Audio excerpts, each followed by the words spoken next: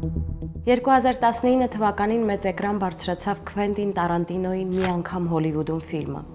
Այն պատմում էր 1960-ականների Ամերիկայի մասին, գունեղ կերպարներով, երաժշտությամբ եւ մշակութային հղումներով։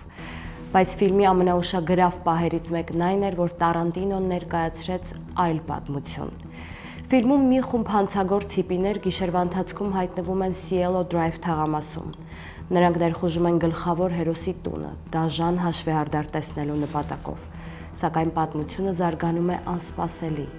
Հերոսները դիմադրում են եւ կարողանում են պաշտպանել իրենց եւ ոչնչացնել հարձակվողներին։ Ամեն ինչ ավարտվում է happy end-ով։ Սակայն իրականում այդ գիշերը բոլորովին այլ կերպ էր ավարտվել։ 1969 թվականի օգոստոսի 8-ին Մենսոնի ընտանիքի անդամները նույն Cielo Drive թաղամասում թիրախավորեցին ռեժիսոր Ռոման Պոլանսկու տունը, որտեղ այդ պահին գտնվում էր նրա կինը, դերասանուհի Շերոն Թեյթը իր ընկերների հետ։ Այդ գիշեր տեղի ունեցավ մի դաժանություն, որը ցնցեց ողջ Ամերիկան։ 5 անձ սարսափելի սպանվեցին։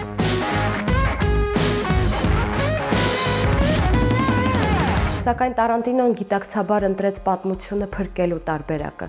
Իր ֆիլմում նա չցանկացավ ցույց տալ իրական ողբերգությունը։ Նրա համար այդ գիշերը նշանավորվում էր ոչ միայն սպանություններով, այլև մի ամբողջ դարաշրջանի վախճանով։ Տարանտինոն ներկայացրեց իր տարբերակը։ Նրա հերոսները ապրում էին այն մշակութային միջավայրում, որը նա սիրել էր մանկուց՝ երաժշտություն, կինո, ազատության մթնոլորտ։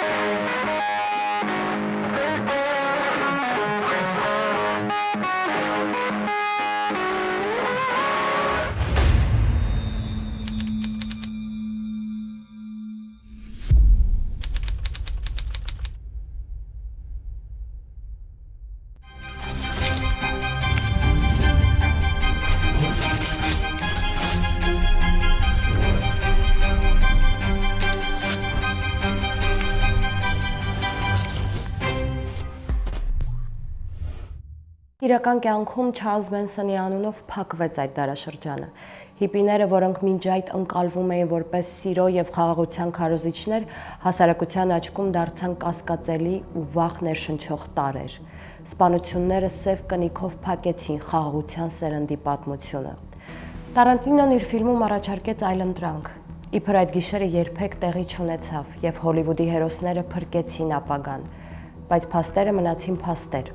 Եվ հենց այդ հակադրությունն է ցույց տալիս, թե ինչու Չարլզ Մենսոնի գործը դարձավ ոչ միայն քրեական պատմություն, այլև մշակութային եւ պատմական սահմանագիծ։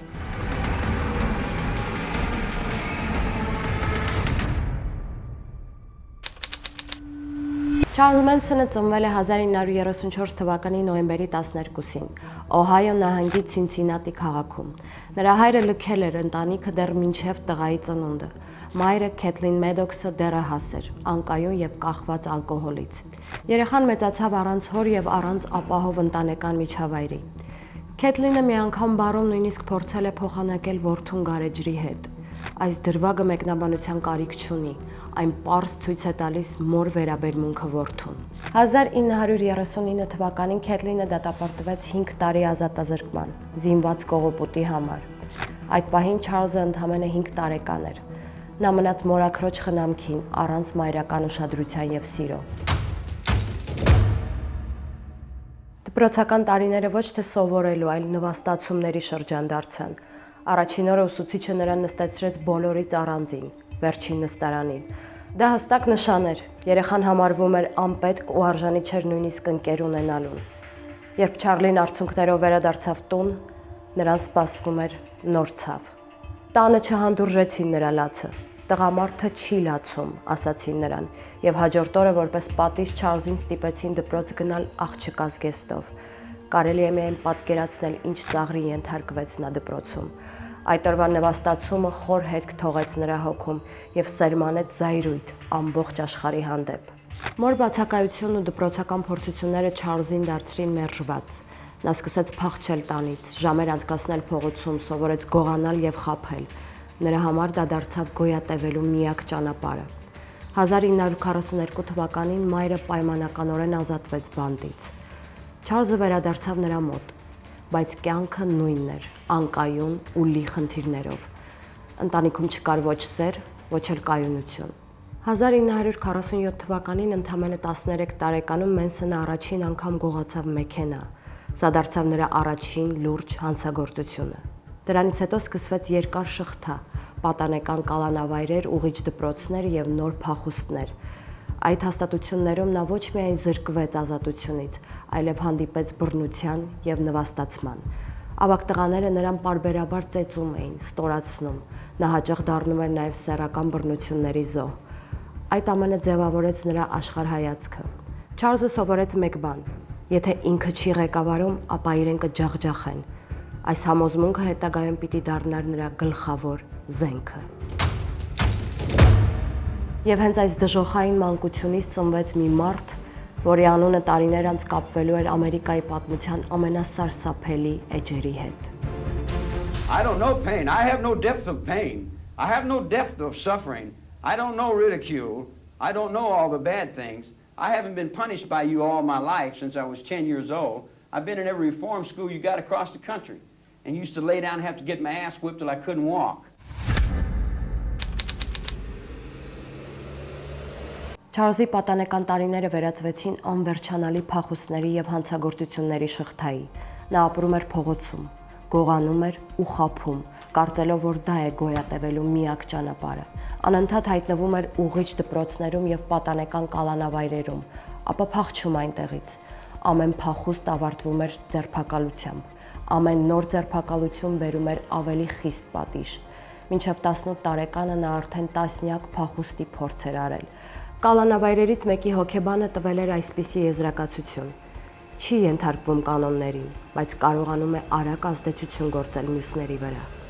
Այդ հաստատություններում Մենսոնը հասկացավ, որ եթե նա ուժեղ չէ ֆիզիկապես, ապա նրա զենքը պիտի դառնար խոսքը։ Նա սկսեց սովորել մանիպուլյացիայի արվեստին։ Կալանավայրում տղաներին համոզում էր իր փոխարեն աշխատել, նրանց վրա փորձարկում էր հոգեբանական ճնշումներ։ 1955 թվականին Մենսոնը հերթական անգամ դուրս գալով կալանավայրից փորձեց նոր կյանք սկսել։ Նա ամուսնացավ Ռոզալի Ուիլիսի հետ։ Զույգը տեղափոխվեց Լոս Անջելես, բայց անցավ շատ քիչ ժամանակ եւ նա կրկին ձերբակալվեց մեքենա գողանալու համար։ Ընտանիքը քանդվեց ու նորից կալանավայր։ Այս անգամ Մենսոնը սկսեց զբաղվել ինքնակրթությամբ։ Նա սկսեց կարդալ գրքեր, որոնք սովորեցնում էին, թե ինչպես կարելի է ազդել մարդկանց վրա։ Ամենամեծ ազդեցությունը թողեց Դեյլ Քարնեգիի «Ինչպես ձեռք բերել ընկերներ եւ ազդել մարդկանց վրա» գիրքը։ Մենսոնը բառացիորեն փորձարկում էր այդ կանոնները կալանավորների վրա եւ տեսնում, թե որքան ուժեղ կարող է լինել ճիշտ ընտրված բառը։ Նրա հետաքրքրությունները կանգ չառան միայն գրքերի վրա։ Բանտում նա ծանոթացավ նաև նոր կրոնական հոսանքներին։ Սաենտոլոգիայի գաղափարները գրավեցին նրան։ Նա դրանք ընկալեց ոչ թե որպես հավատ, այլ որպես գործիք մարդկանց վերահսկելու համար։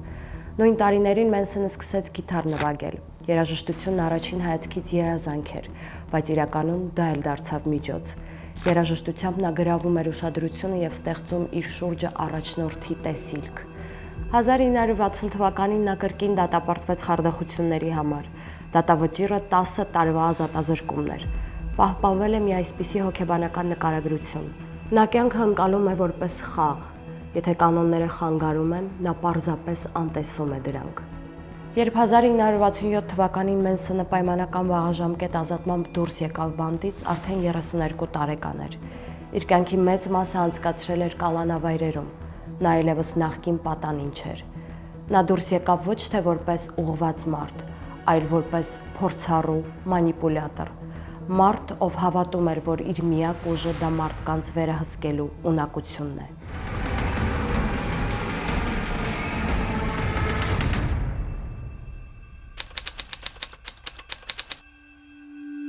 Բանտից դուրս գալուց հետո Չարլզ Մենսոնը հայտնվեց մի երկրում, որը արդեն արմատապես փոխվել էր։ Ամերիկայում սկսվել էր մի նոր դարաշրջան, որը հետագայում անվանվեց Սիրո ամառ։ 100 հազարավոր երիտասարդներ հավաքվում էին Սան Ֆրանցիսկոյի հետ Աշբերի թաղամասում, որտեղ ձևավորվել էր հիպիական շարժման սիրտը։ Արդեն ամեն ինչ այլ էր, խոսվում էր ազատ սիրո մասին, փողոցներում հնչում էր ռոք երաժշտություն, երիտասարդները բողոքում էին Վիետնամի պատերազմից եւ հրաժարվում ավանդական արժեքներից։ Ֆեմինիստական շարժումը պայքարում էր սեռական հավասարության համար, իսկ երիտասարդները որոնում էին նոր ճշմարտություններ։ Այս ընդվզող մթնոլորտում ծնվեց եւ տարածվեց խաղաղություն եւ սեր կարգախոսը։ Սակայն հիպիների շարժման ազատության ներքո թաքնված էին նաեւ վտանգավոր կողմեր։ Թմրանյութերը, հատկապես LSD-ն եւ մարիխուանան լայն տարածում գտան երիտասարդների շրջանում։ Նոր փորձարարական, կրոնական եւ փիլիսոփայական գաղափարները արևելյան ուսմունքներից մինչեւ օկուլտիզմ դարձան զանգվածային մշակույթի մաս։ Շատերը փնտրում էին նոր ճշմարտություն եւ պատրաստ էին հետևել ցանկացածին, ով խոստանում էր տալ պատասխաններ։ Հենց այս միջավայրում հայտնվեց Մենսոնը։ Նա արդեն ուներ բանտում ձեռք բերված հմտություն, խոսքի միջոցով մարդկանց վրա ազդեցություն գործելու։ Իսկ Սան Ֆրանցիսկոյի ազատ եւ խոցելի երիտասարդները դարձան նրա առաջին լսարանը։ Մենսոնը սկսեց իրեն ներկայացնել որպես երաժիշտ եւ ուսուցիչ։ Նա հաճախ էր գիտարով երգում փողոցներում, իսկ իր խոսքում խառնել էր քրիստոնեական գաղափարները, արևելյան փիլիսոփայությունը եւ սեփական տեսիլքները։ Նրա շուրջը աստիճանաբար սկսեցին հավաքվել երիտասարդ կանայք, որոնք փնտրում էին առաջնորդ։ Մենսոնը հայտնվեց հենց այն ժամանակ եւ այն վայրում, որտեղ երիտասարդությունը առավել խոցելի էր։ Նա հանդիպեց մարդկանց, ովքեր պատրաստ էին լսել, հետևել եւ նույնիսկ կատարել ամեն ինչ, ինչ նա կասեր։ Եվ այդպես սկսվեց այն գործընթացը, որը հետագայում բերեց Մենսոնի ընտանիքի ձևավորմանը։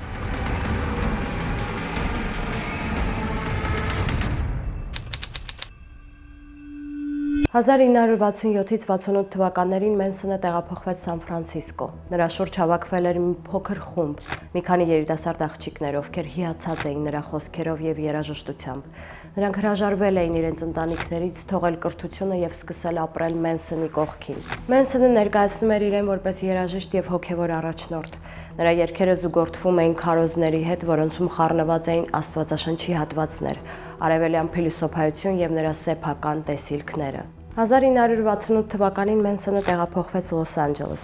Այստեղ նա ծանոթացավ The Beach Boys խմբի անդամ Դենիս Ուիլսոնի հետ։ Վերջինս պատահաբար իր մեքենայով վերցրել էր Մենսոնի հետևորդներից երկու աղջիկների եւ այդպես ծանոթացել Մենսոնի հետ։ Շուտով Մենսոնը մանիպուլյացիաների շնորհիվ իր խմբի հետ բնակություն հաստատեց Ուիլսոնի տանը։ Դենիսը սկզբում տպավորված էր Մենսոնի երաժշտական ունակություններով։ Նա Չարլզին ներկայացրեց երաժշտական պրոդյուսեր Թերի Մելչերին։ Այո, հենց այն Թերի Մելչերը, ով ապրում էր Cielo Drive-ում գտնվող տխրահռչակ առանձնատանը, որը հետագայում գնեցին Ռոման Պոլանսկին եւ Շերոն Թեյթը։ Մելչերի հետ ծանոթությունը ճակատագրական էր։ Մենսոնը երազում էր նրա միջոցով ունենալ երաժշտական կարիերա։ Նա մի քանի անգամ եղել էր նրա տանը, հանդիպել Մելչերին եւ փորձել համոզել նրան աշխատել իր հետ, բայց Մելչերի վերջնական մերժումը խոր վիրավորանք էր թողել Մենսոնի մոտ։ Եվ հենց այդ վիրավորանքն էլ դարձավ պատճառ, որ տարիներ անց նա ուղարկեց իր հետևորդներին նույն հասցեն, սպանելու այնտեղ գտնվողներին, բայց այս դրվագին կարադառնանք մի փոքր ավելի ուշ։ Մենսոնի հետևորդների թիվը աճում էր, ընտանիքի անդամները արդեն տասնյակ էին։ Նրանք ապրելակերպը կազմակերպում էին կոմունայի սկզբունքներով, կիսում էին ամեն ինչ եւ ավելի ու ավելի մեկուսանում արտաքին աշխարհից։ 1968 թվականի վերջերին Մենսոնը եւ իր խումբը տեղափոխվեցին Լոս Անջելեսի մերձակայքում գտնվող լքված Ռանչո Սպան։ Ռանչոյի տերը ծեր Ջորջ Սպանը թույլ էր տալիս նրանց ապրել այնտեղ, փոխարենը ստանալով օգնություն եւ խնամք։ Սա դարձավ ընտանիքի հիմնական բազան։ Այստեղ Մենսոնը սկսեց ավելի բացահայտորեն քարոզել իր մեսսիական գաղափարները։ Հենց այս փուլում ընտանիքը դադարեց լինել սովորական հիպիական խումբ։ Այն վերածվեց փակ կուլտի, իր օրենքներով, իր կանոններով եւ մեկ առանցքային առաջնորդով։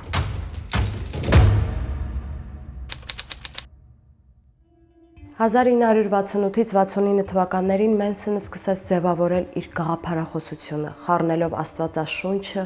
Բիթլզի երգերը եւ իր անձնական տեսիլքները։ Նրա քարոզների հիմքում հայտնվեց Բիթլզի 1968 թվականի White ալբոմը։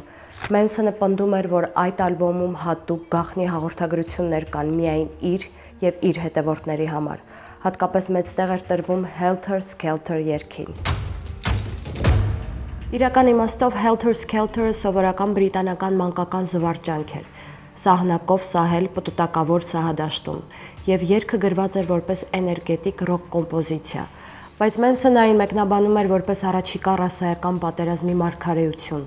Նրա համոզմամբ սևամորթները պիտի ապստամբեն սպիտակների դեմ, եւ այդ պատերազմից հետո աշխարհը մնալու էր իրեն եւ իր ընտրյալ հետևորդներին։ Այս գաղափարը ծառայում էր մի քանի նպատակների։ Մենսոնը իր կուլտին տալիս էր մեսիական առաքելություն։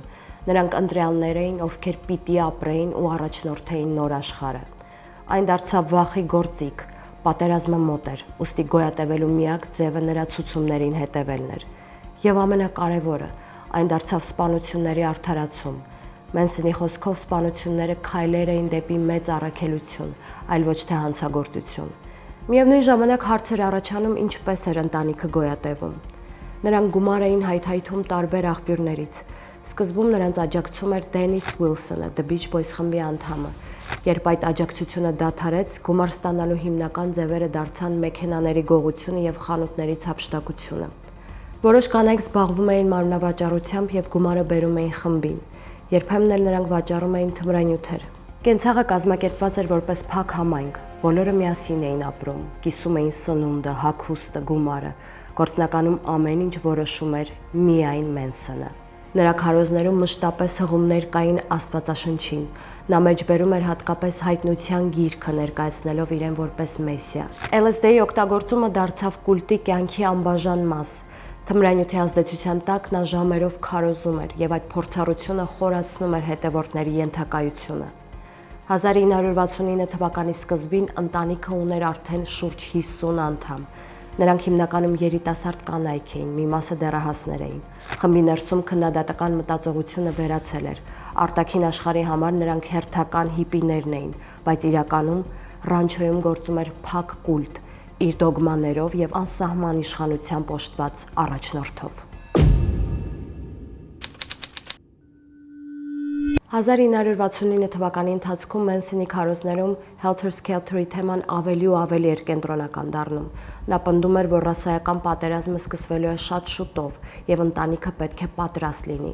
Ըստ նրա սևամորթները պիտի ոչնչացնեին սպիտակամորթներին եւ ստանձնեին երկրագնդի իշխանությունը,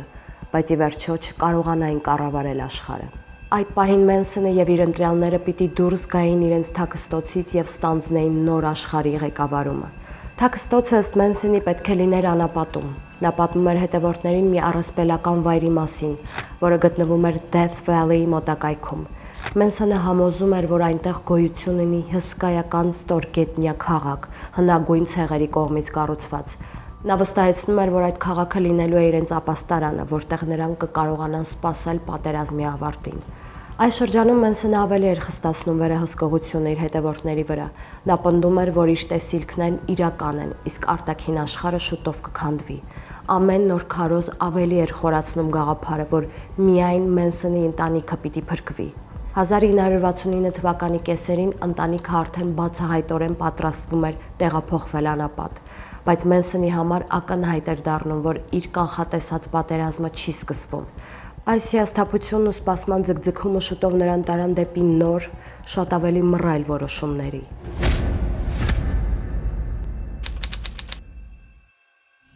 1969 թվականին ընտանիքը դուրս եկավ գաղափարախոսական քարոզներից եւ սկսեց իրական հանցագործություններ կատարել։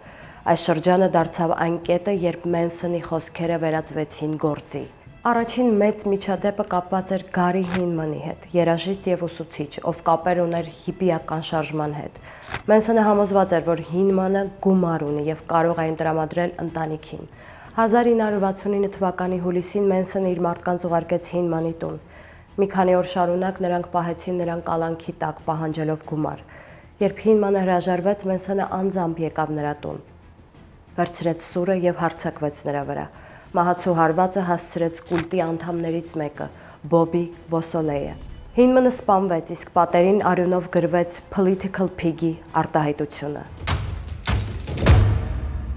Այս սպանությունը դարձավ ընտանիքի առաջին իրական քայլը դեպի արյունալի ճանապարհ։ Այն ցույց տվեց, որ Մենսոնի խոսքերը արդեն վերածվում են կոնկրետ գործողությունների։ Նույն շրջանում տեղի ունեցավ եւս մեկ միջադեպ, որը ցույց տվեց Մենսոնի դաժանությունը։ 1969 թվականի օգոստոսին նա իր մարդկանց ուղարկեց կուլտի նախկին անդամի Դոնալդ Շի հետևից։ Շին փորձել էր հեռանալ խմբից եւ վկայություն տալ ոստիկանությանը։ Մենսոնը դա համարեց դավաճանություն։ Ընտանիքի անդամները իրեն դաժանորեն ծեծեցին, իսկ հետո սպանեցին։ Նրա դին երկար ժամանակ չհայտնաբերվեց եւ միայն տարիներ անց գտնվեց անապատում։ Այս դեպքերը ցույց էին տալիս երկու կարևոր բան։ Մենսոնը արդեն բացահայտորեն օգտագործում էր բռնությունը որպես վերահսկման եւ վախի գործիք։ Ընտանիքը պատրաստ էր կատարել նրա ցանկացած հրաման, նույնիսկ եթե այն նշանակում էր սպանություն։ 1969 թվականի կեսերին կուլտի ներսում սպանությունը այլևս չէր դիտվում որպես հանցագործություն։ Մենսոնը պնդում էր, որ մահը պարզապես անցում է, այդպիսով արդարացնելով խմբի դաժանությունները։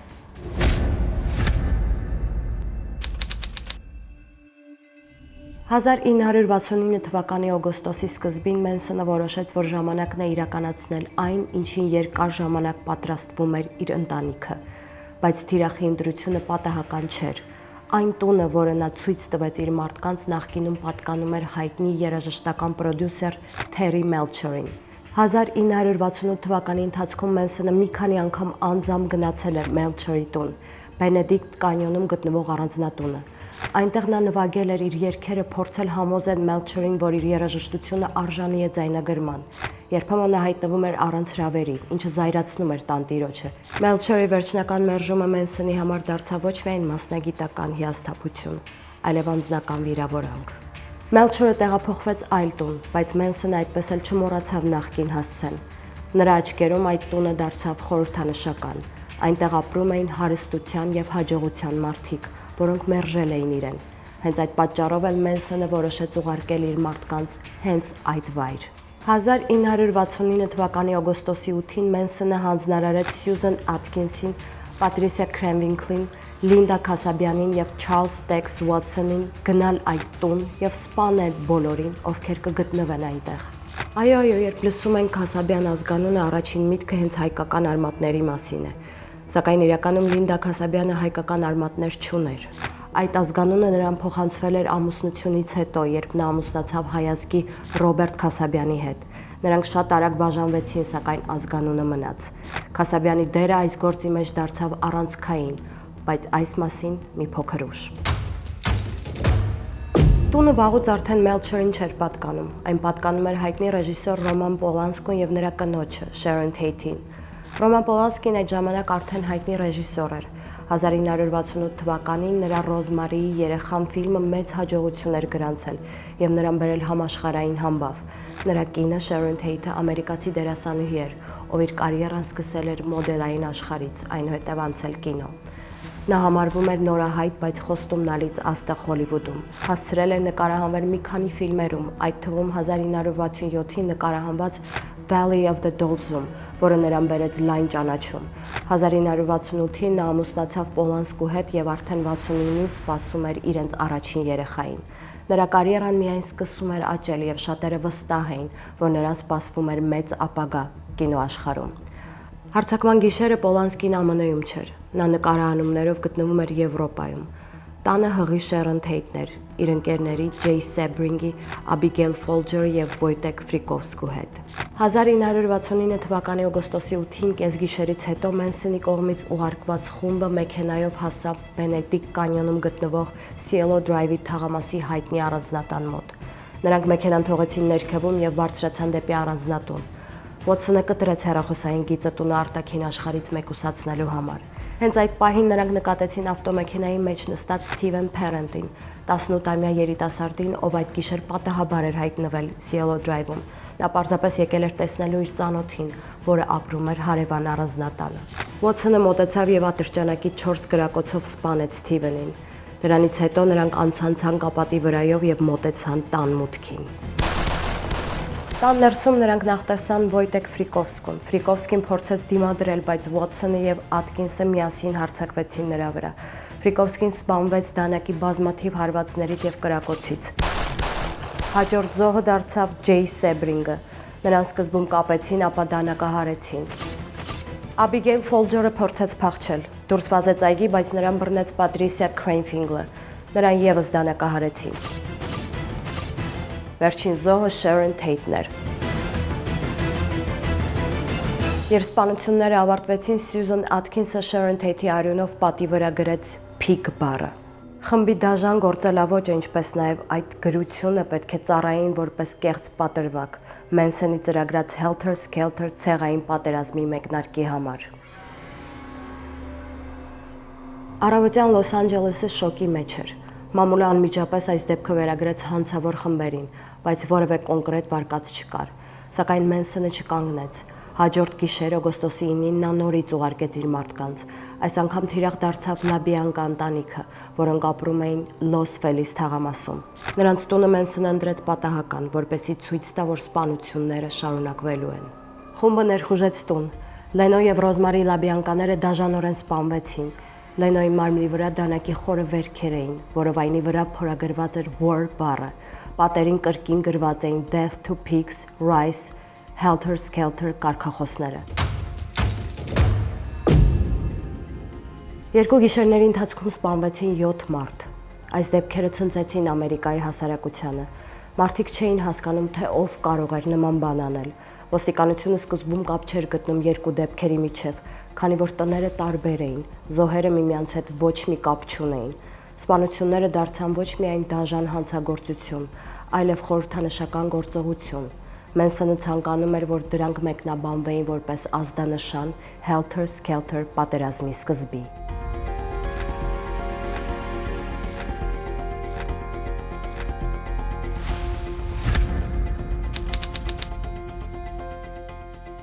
«1969 թվականի օգոստոսի սպանությունները Լոս Անջելեսում թողեցին ահ ու սարսափի մթնոլորտ։ Սկզբնական շրջանում ոստիկանությունը չկարողացավ կապել Թեյթի եւ Լաբիանկայի դեպքերը։ Տներն ու զոհերը միմյանց հետ կապ չունեին, եւ երկու դեպքերի միջև միայն մեկ ընդհանրություն կար՝ պատերին գրված բառերը։ Սակայն սա դիտարկվում էր որպես մարուկ եւ կարեւոր դեր չէր խաղում հետաքննության մեջ։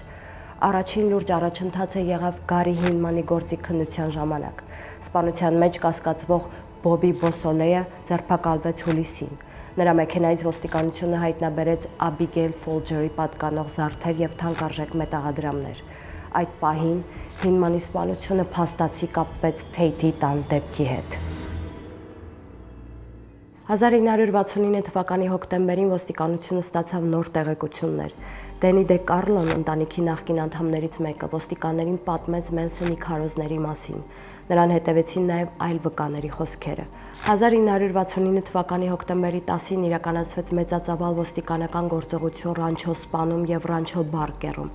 ուր Մենսոնը վերջին շրջանում տեղափոխել էր իր ընտանիքը։ Ձերբակալվեցին Մենսոնը եւ նրա հետևորդներից մի քանիսը։ Չնայած սկզբնական մեղադրանքները վերաբերում էին գողությունների եւ մեքենաների հափշտակության դեպքերին, քննիչները շատ արագ ապացուցեցին, որ այս խումբը կապ ունի նաեւ Թեյթ Լաբիանկա սպանությունների հետ։ Վճռորոշ դարձավ Լինդա Քասաբյանի ցուցմունքը։ Նա որպես ընտանիքի անդամ մասնակցել էր Թեյթի տան դեպքերին, սակայն անմիջականորեն չէր սպանել։ Քասաբյանը համաձայնեց համագործակցել քննության հետ եւ դատարանում հանդես եկավ որպես հիմնական վկա։ Նրա մանրամասն ցուցմունքները բացահայտեցին դեպքերի ողջ հաջորդականությունը, ինչպես Ոթսոնը սպանեց Սթիվեն Փերենտին, ինչպես սպանվեցին Ֆրիկովսկին, Սեբրինգը, Ֆոլջերը եւ Թեյթը։ Դատավարությունը սկսվեց 1970 թվականի հունիսին Լոս Անջելեսի Գերագույն դատարանում։ Չարլզ Մենսոնը, Սյուզան Աթքինսը, Պատրիսիա Քրեմֆինգլը եւ Լեսլի Վան Հաութենը ներկայացան որպես հիմնական մեղադրյալներ։ Դատավարությունը դարձավ իրական սենսացիա։ Մամուլը ամեն օր լուսաբանում էր նիստերը, իսկ հանրությունը ուշադիր հետևում էր դատական պրոցեսին։ Մենսոնի պահվածքը դատարանում դարձավ հանրային քննարկման թեմա։ Նա փորձում էր իրեն ներկայացնել որպես մարգարե, երբեմն երգում էր, երբեմն սպառնում էր դատավորին։ Նրա հետևորդները, ովքեր դատարանի դահլիճից դուրս էին հավաքվում, պարբերաբար ցուցադրաբար կտրում էին մազերը կամ վառ նշաններ անում՝ ի պաշտպանություն իրենց առաջնորդի։ Դատավարությունը տևեց ավելի քան 8 ամիս։ Վերջապես 1971 թվականի հունվարին բոլոր մեղադրյալները ճանաչվեցին մեղավոր։ Մենսոնը, Աթքինսը, Քրեմֆինգլը եւ Վան Հաութենը դատապարտվեցին մահապատժի։ Ավելի ուշ 1972 թվականին Կալիֆոռնիայի Գերագույն դատարանը վերացրեց մահապատիժը եւ նրանց պատիժը փոխարինվեց ցմահ ազատազրկմամբ։ Այս դատավարությունը դարձավ Ամերիկայի պատմության ամենաերկար եւ ամենահնչեղ գործերից մեկը։ Այն ոչ միայն դատապարտեց Մենսոնի եւ նրա հետևորդներին, այլև խորհրդանշեց 1960-ականների հիպի դարաշրջանի մութավարտը։ Չարլզ Վոթսոնը, ով անմիջականորեն ղեկավարել էր Թեյթի տան ներխուժումն ու մասնակցել բոլոր սպանություններին, հանցագործությունից հետո փախավ Տեխաս։ Այնտեղ նա ձերբակալվեց 1969 թվականի նոյեմբերին, իսկ 1970-ի հոկտեմբերին նրան արտահանձնեցին Կալիֆոռնիա։ Նրա դատավարությունը անցավ առանձին, բայց գրեթե զուգահեռ Մենսոնի եւ մյուսների դատավարությանը։ 1971-ին Վոթսոնը նույնպես ճանաչվեց մեղավոր Թեյթ լաբիանկային սպանությունների համար եւ դատապարտվեց մահապատժի, որը 1972-ին փոխարինվեց ՑՄ ազատազրկմամբ Կալիֆոռնիայում մահապատժի վերացման հետևանքով։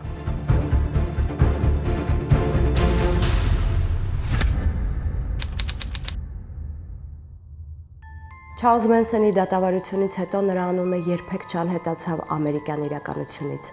Դատարանի վճիռը նրան դարձրեց ոչ միայն հանցագործության խորհրդանիշ, այլև մի ամբողջ դարաշրջանի մութ պատկեր։ Մենսոնը մնաց պատմության մեջ ոչ այնքան որպես մարդ, որքան որպես երևույթ, որը ցույց տվեց, թե ինչպիսի հետևանք կարող է ունենալ կործանարար գաղափարախոսությունը։ Մեդիան նրան ներկայացնում էր որպես սատանայական գուրու, նրան լուսանկարները ճակատին փորագրված խաչով եւ սառը հայացքով տպագրվում էին առաջին էջերում։ Բայց Մենսոնի ժառանգությունը դրանով չսահմանափակվեց։ Նրա կերպարը ներթափանցեց մշակույթ, երաժշտություն, գրականություն եւ կինո։